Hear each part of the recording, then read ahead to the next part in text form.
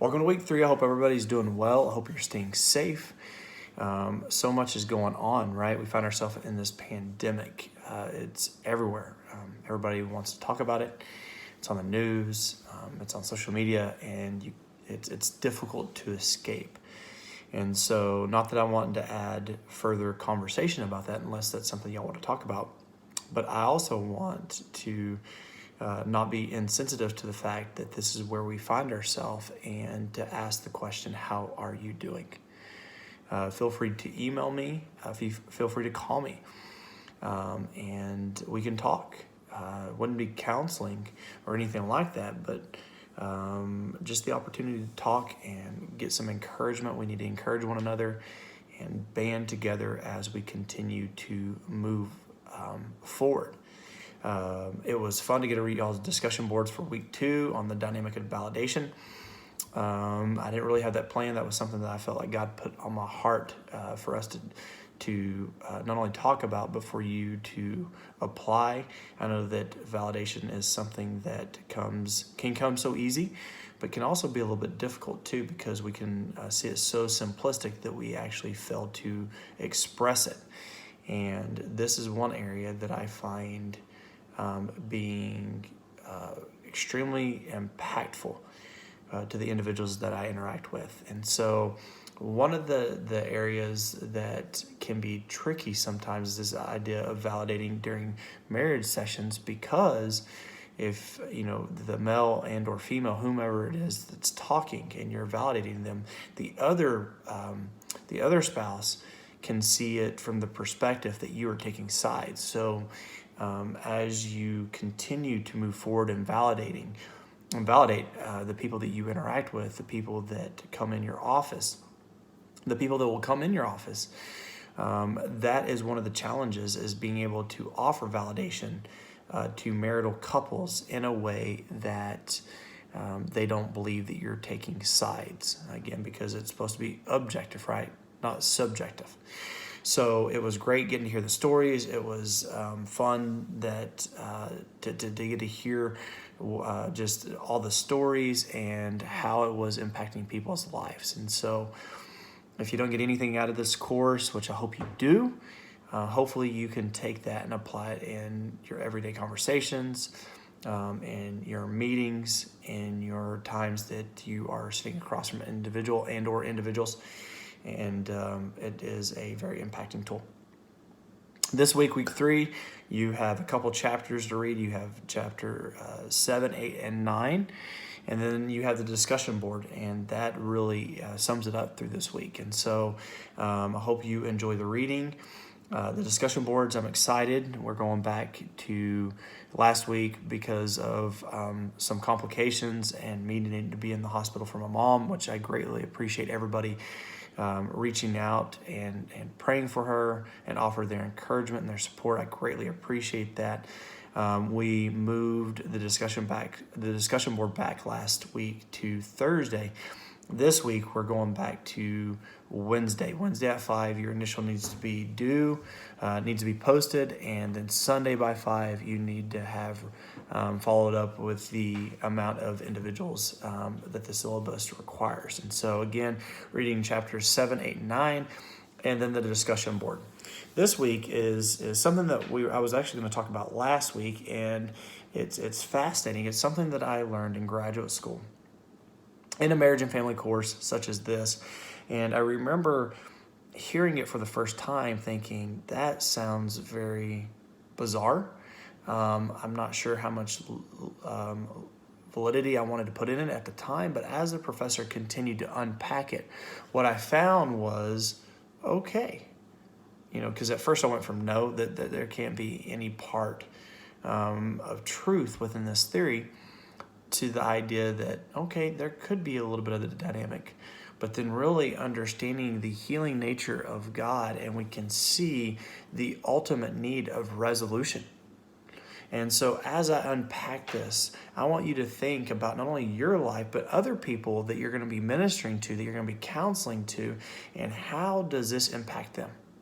How does it impact them? How does it give context? And as a result of that, do you share that context? And if so, can that be helpful?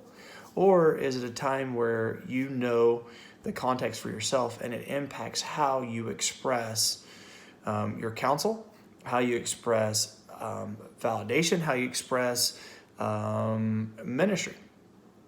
And the theory is this, that people can marry.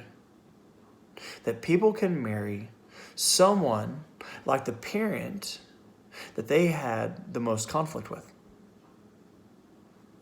That people can marry someone that reminds them of the parent that they had the most conflict with. Now, of course, this is at a unconscious level, right? Just as Jesus said, Father, forgive them, they don't even know what they do. We talk a lot about this scripture, and because I really believe it gives context for just about everything, right? We understand conscious awareness, unconscious unawareness. Conscious yields to unconscious. And so the unconscious is so impacting. And so when woundedness happens in those early formative years, in utero, and even thereafter those early formative years, if those don't have the opportunity of being healed in the moment, processed in the moment, then as a result of that, they become imprinted here. They become imprinted in our unconscious. And as a result of that, just as Jesus said, Father, forgive them, they don't even know what they're doing. Right? This idea that we can express from a place of unawareness, right? And as a result, what does that look like if we have the need of resolution? Sorry, I was actually going to use that illustration again. The need of resolution. Can we find ourselves having these interactions in utero, early in life, and even thereafter, that leaves imprinting upon the very unconscious dynamic within ourselves, and as a result, we go look to a mate, our spouse, that reminds us and hopes that the very unresolved impact of those imprints can be expressed and resolved within marriage. Again, the theory is, can people marry an individual that reminds them of the parent that they had the most conflict with growing up, in hopes that in their marriage that they can resolve the conflict that they had with their parent? Now, hopefully, as you're hearing this, you're able to populate some thoughts. You're able to maybe even feel some emotions attached with this very dynamic, right? And maybe you're doing like what I did in grad school. You're pushing back, saying this is out there. You may be thinking, oh my goodness, this explains so much. But again, as a result, we see the dynamic of the need for healing. We see the dynamic need of resolution. And so if children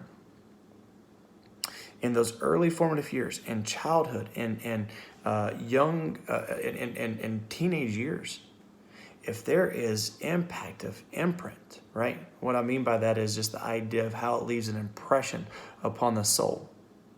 Then as a result of understanding through research that the dynamics of the soul impact the way that we think, the way that we see, the way that we feel, the way that we perceive, and so on.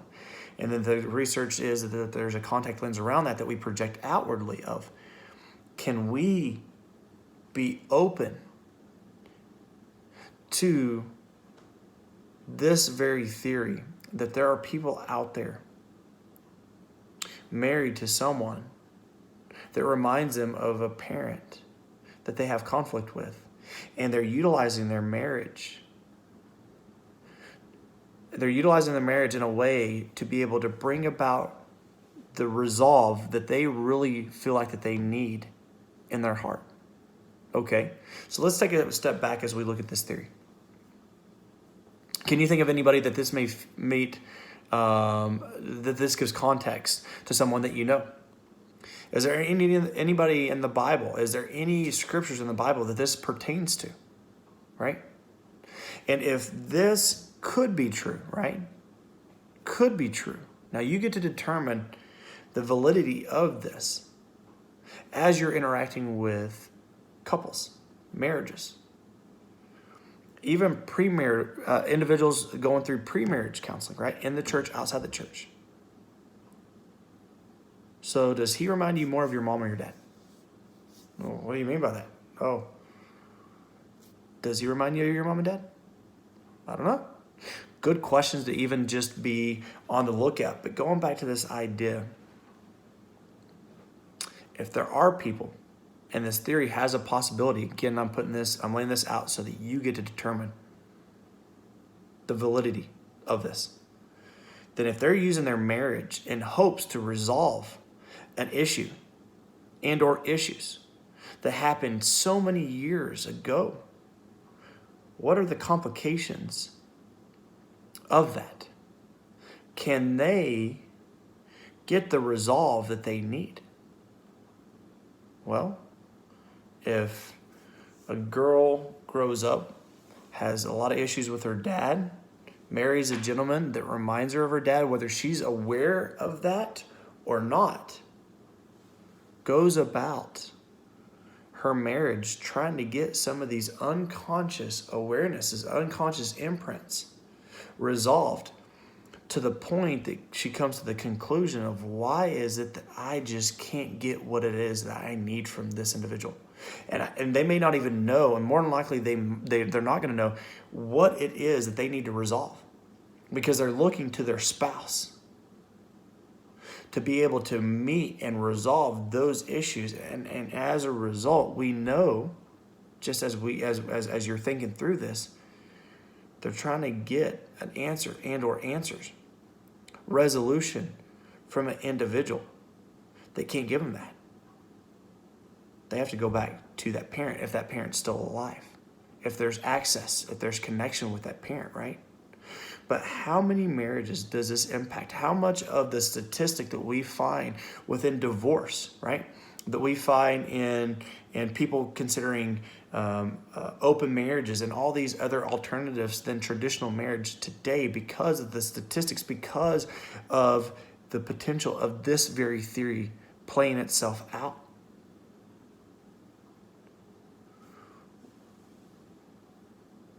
Is this a possibility? If so, how does this, what does this look like? How does this unpack itself?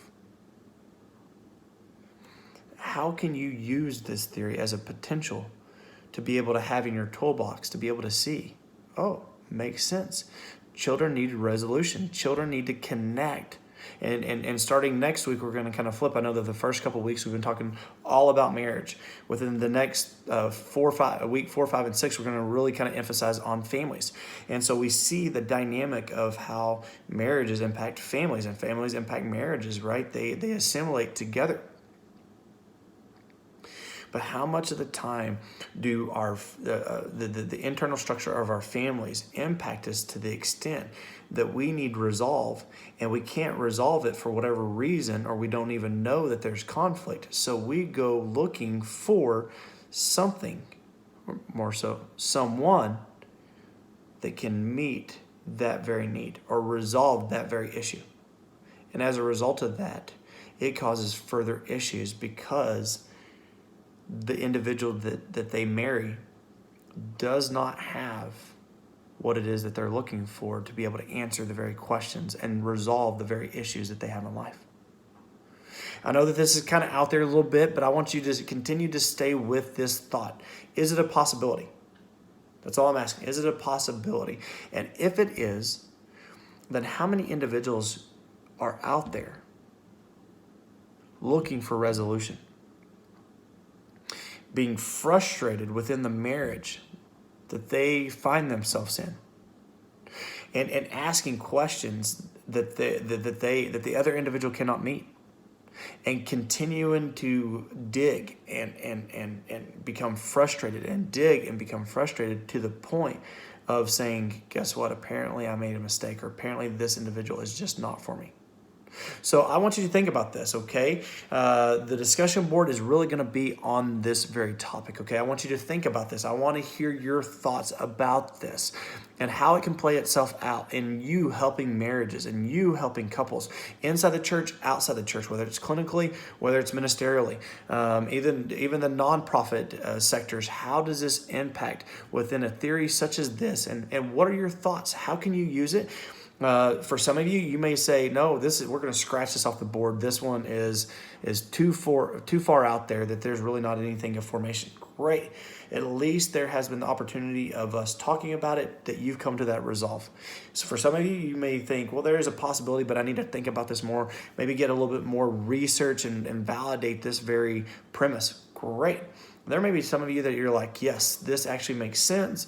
I'm going to utilize it to my tool belt and be able to have it within the contextual nature within the marriages that I see, of being able to see, hey, is there that the marriages are having conflict? Could it possibly be because they're looking for resolve from the other individual, and as a result of that, the other individual doesn't have it within them, because really the ultimate resolve actually comes from a place of woundedness within their childhood that they're looking for their spouse to be able to resolve, and it just can't happen.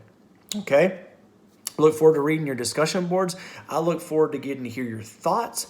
Make sure you read the specifications for Blackboard. Week 2, I saw individuals that posted, and it was outstanding. You were able to tell me your what, your how, your why, right? And again, those are 3 dynamics that I typically look for in a Blackboard discussion. Now, again, that's just something I look for. It's not communicated within the course syllabus. I go off of that course syllabus when I grade, but I typically look on what is your what is your thought, how is it that you express that, and then why did you come to that conclusion? Can you explain that? Can you unpack that? And as a result of being able to unpack that and explain that, what peer-reviewed article, what text, what copywritten material of validation and of validation, yes, that supports that you can actually allow your thought to rest on the foundation of that research. So again, what is your what? What is the thought that you have? How is it that you'd express that? And again, what is your why? How did you come to that conclusion? And then what research did you come? How did you come to that conclusion? Was it a scripture? Whether it come from the textbook, this textbook, other textbooks that you had in the past. So make sure that you are abiding by the stipulations within the Blackboard, so that you get all the possible points that are offered through each discussion board on the ones that I grade for. So that is it. Look forward to getting to hear your thoughts. Looking forward to getting to see you interact with your classmates on their thoughts. Now remember, we can disagree, which is perfectly fine. You may be disagreeing with this very premise, this very theory, and that's perfectly fine. But keep it, what's the word I'm looking for? Keep it honoring. Make sure you're honoring one another. Validate. I could see how you could come to that conclusion. However, I disagree. Okay, validate, then communicate your point as you are looking to interact with your classmates. Okay, I always want to make sure that we're honoring one another, regardless if we disagree with their thoughts. Okay, look forward to getting on, not only see and read your original post, I look forward to getting to see your interactions with the classmates as well. Have a great week.